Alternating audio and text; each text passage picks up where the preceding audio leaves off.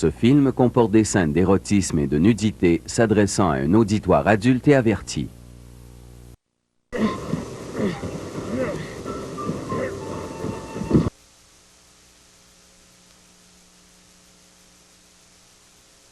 Pendant ma campagne électorale, j'ai promis 3 choses à mes citoyens.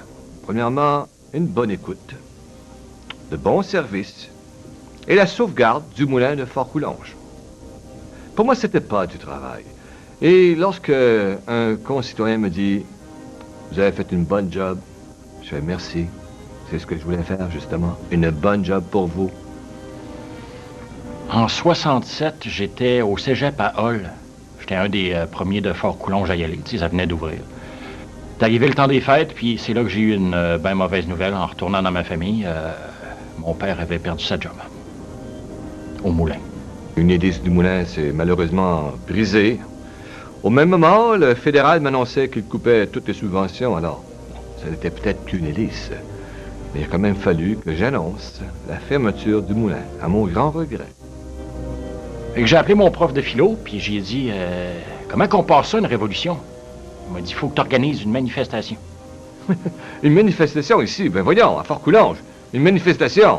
On voit ça en Algérie, aux États-Unis, mais à Fort-Coulonge, on n'a pas besoin de manifestation. Voyons, on est en démocratie. Le monde a embarqué, tu sais, tout le monde était craqué, fâché un petit peu avec la fermeture. Monsieur Valiquette, le laitier, embarqué aussi, parce que lui, il avait perdu sa job un an avant. Monsieur Paquette aussi, lui, était fâché parce qu'il n'y avait plus de lait. Alors, oui, j'ai appelé la police provinciale. Le combat entre les manifestants et les policiers a été interminable. Le lendemain de l'émeute, j'ai demandé de rencontrer les ouvriers du moulin à la Grange du Fort.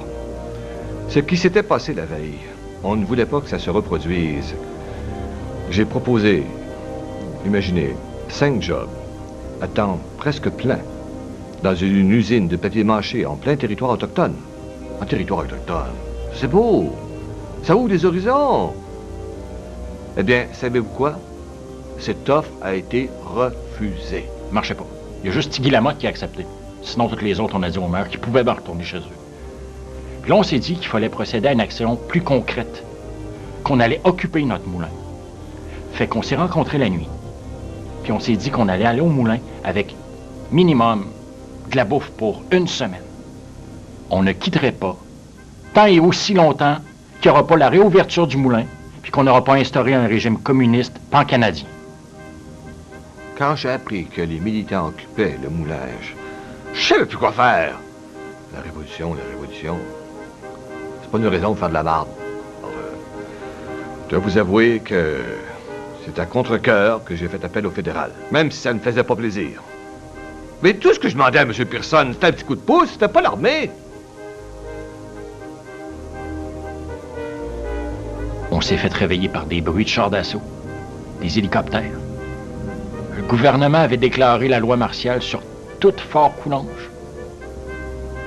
Les soldats sont arrivés, ils ont défoncé les portes, se sont mis à foncer sur tout ce qui bougeait. Nous autres, on s'est défendus du mieux qu'on pouvait, avec des bâtons, des bouts de tuyaux. Ils ont appelé des renforts. On a continué à se battre. Ils étaient 2 fois plus que nous autres, puis on a presque gagné.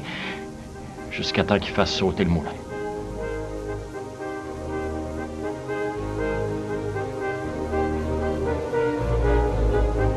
Puis qu'ils tombent sur le chien.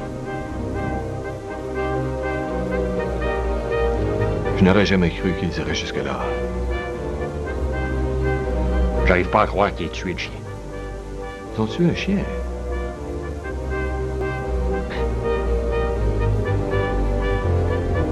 Un chien. Un pauvre toutou.